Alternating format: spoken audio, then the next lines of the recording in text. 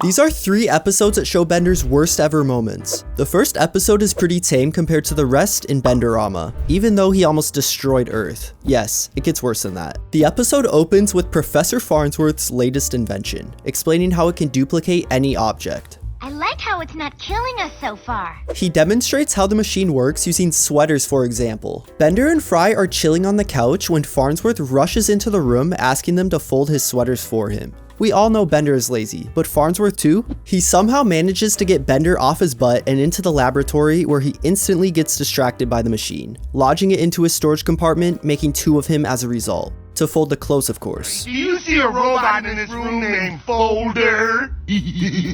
They are obviously too lazy, so they decide to go party instead. After having fun scamming people, they return to Planet Express where Bender introduces his mini-me's to the crew. Does that mean they only do 60% of the work you do, or that they actually do more work because they're only 60% as lazy? She has a point. Farnsworth pulls up with their next delivery, saying how they must deliver some special items for their customer. And 1 regular-sized condom. All that and a small wiener? Yeah! Typical Bender. Hermes explains how the customer is an alien giant who's quite sensitive about his appearance. The crew leaves home and travels to the faraway planet where the giant is located. As they approach him, Bender immediately makes fun of his face, but the giant surprisingly doesn't react. After Bender cracks a couple more jokes, Fry tries to lower the tension by saying how he must have inherited his looks from his mother. That has got to be the worst possible thing to say. The giant does not take this comment lightly as he chases the crew back to their spaceship. They somehow escape back home where Bender asks his mini-me's for cigars. And of course they're too lazy, so they duplicate again for Bender's sake. And that's the story of how 1 of me became 2, and 2 became 4, making 7 total. The end. Suddenly, we watch as more Benders are scattered throughout the building, partying together. Farnsworth alerts the crew about the cloning of Benders, saying how they'll take up all the matter on Earth unless they hunt down and eliminate them all. After a cutscene of destroying more and more Benders and even making popcorn out of them, they end up eliminating all of them except for 1. Bender admits he let 1 escape right before the whole couch gets eaten up. Farnsworth worries that the whole world is doomed until Leela realizes all the Benders will eventually run out of alcohol before Earth is destroyed. The professor calls the whole crew to the bathroom and explains the bathwater tastes like alcohol. Without hesitation, Bender starts chugging it. Chug, chug, chug, chug. Farnsworth explains how the Benders reached an atomic level where they manipulated the molecules of the water, turning them into alcohol. 6 days later, everyone is drunk, even the news reporters. As the gang is, well, going through it, the giant lands on their planet, asking for forgiveness for his actions, but this time the crew doesn't hold back. They bully him so much until he finally snaps. We cut to Bender relaxing on the couch when Fry begs him for help, even saying he'll fold the professor's sweaters for him. I guess that was enough to change his mind because he gathers all the Benders together to defeat the giant. Bender starts beating up the giant with some questionable moves until completely devouring him. What would you call a robot eating a human anyway? In the end, all the Benders fly away, leaving Earth somewhat intact. Speaking of the world falling apart, in the honking, Bender gets notified that his uncle has passed away. Goodbye, losers whom I've always hated. Come on, it'll be fun. Bender and the crew arrive in town where the funeral will take place, and all the townspeople warn them of the haunted house, which coincidentally was his uncle's home. They attend the funeral outside of his uncle's house, as they all mourn the loss of their loved one. After that, Bender's informed by his uncle's will that he will be the new homeowner of the estate. Sitting around the dinner table, Bender gets freaked out by suspicious noises. They move to the living room where we witness some paranormal activities happening. Bender is not having a good time as he believes the place is haunted. And he has a right to be scared considering he gets chased out of the house by ghosts. That is until Farnsworth discovers technology in the graveyard that turns the dead into holograms. Unfortunately for Bender, he runs off in the distance until he gets run over by a car werewolf thing.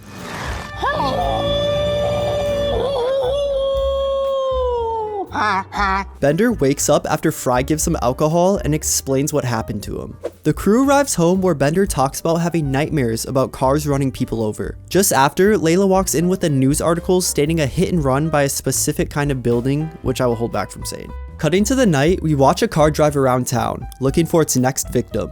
As the criminals run away out of fear, they are run over by the car hiding in the elevator. I think we all know who this is. Speaking of, Bender wakes up with transmission fluid all over his face. You can't tell me that doesn't look exactly like blood. He finds his way back to Planet Express where he tells Fry and Leela what happened to him last night. So they decide to help him by going to a fortune teller, where she says Bender was infected by a werecar when he got run over, turning himself into one in the process. After depositing more money into the machine, she explains how the only way to eliminate the curse is to destroy the original werecar that attacked him. If they don't, then every night the attacks will get worse until he hunts his own friends. Bender, Fry, and Leela take a trip to an apartment building where he gets locked up against the wall. Tomorrow we'll pry you down, have a nice breakfast, and then go hunt down and slaughter that ancient evil. Fry and Leela part ways and head home for the night. Time is ticking down to midnight when Bender transforms into the werecar, where he inevitably escapes.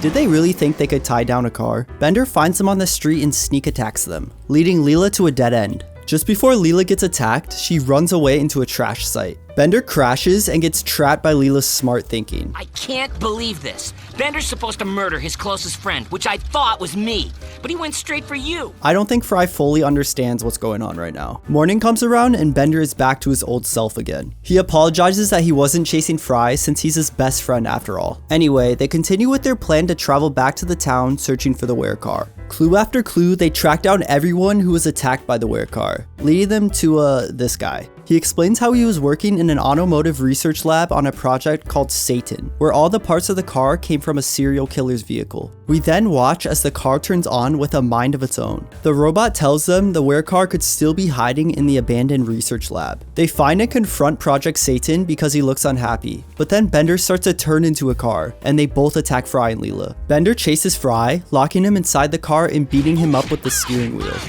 At the same time, Leela is getting chased by Project Satan until he ends up crashing into the furnace, getting rid of Bender's curse in the process. After turning back to a robot, they regroup trying to figure out where Fry was hiding. Bender thinks he killed his best friend Fry until he climbs out of his chest, and then proceeds to choke him for grabbing his last beer. Bender really doesn't care about Fry as much as I thought. This is especially true in the final episode where Fry is tortured by Bender in Spanish Fry. The episode starts with the crew hiking in the forest. That sounds like this.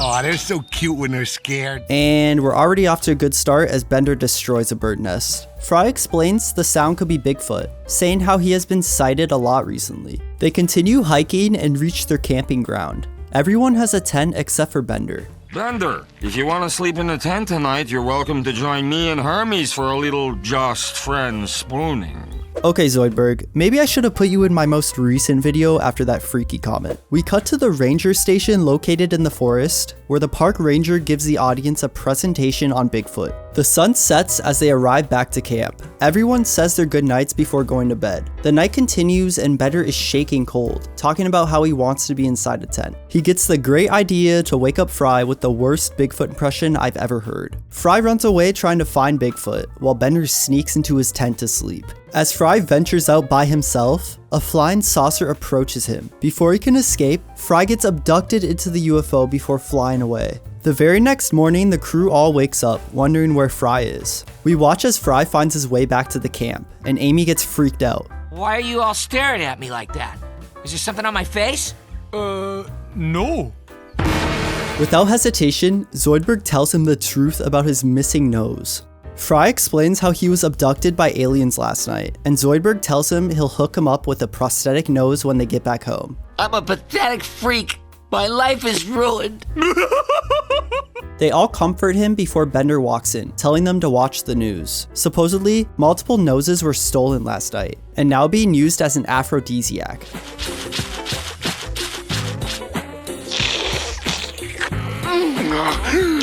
Fry and his friends decide to track down his nose by heading to a galactic store in the middle of space. They enter an elusive rated R shop where they ask the owner where the noses are located. As Fry digs around, he can't seem to find his nose. He shows the owner a picture of himself before going into the back to watch the security cameras. Leela recognizes the buyer named Lur, the ruler of Omicron. Given the evidence, the crew ventures out to speak with Lur, who is very stubborn about giving his nose back. Lur and his wife fight back and forth until she gives Fry his nose back, and Leela reattaches it onto his face. And when you thought this was the end of the episode, you'd be wrong. Bender thinks it is a good idea to ask Lure one more question. Why would you use a guy's nose for an aphrodisiac instead of his, wing dang doodle? After Bender's mindless question, Lure captures Fry to harvest his lower horn. If my friend gave up my wing dang doodle, I'd be furious too. Leela steps in and tells the couple that an aphrodisiac won't save their marriage. Instead, they should have a romantic dinner in the woods where they first fell in love with each other, and surprisingly, they agree with her. As the couple arrives at their date, Fry is seen behind bars. The date isn't going well since they are still arguing with each other, bringing Lure closer to taking Fry's lower horn off. Leela thinks her singing will help them reunite with each other, which only makes them more angry. Finally, Bender comes to the rescue, pushing Fry down the hill and escaping the cage. But before he can run away, they seize him once again.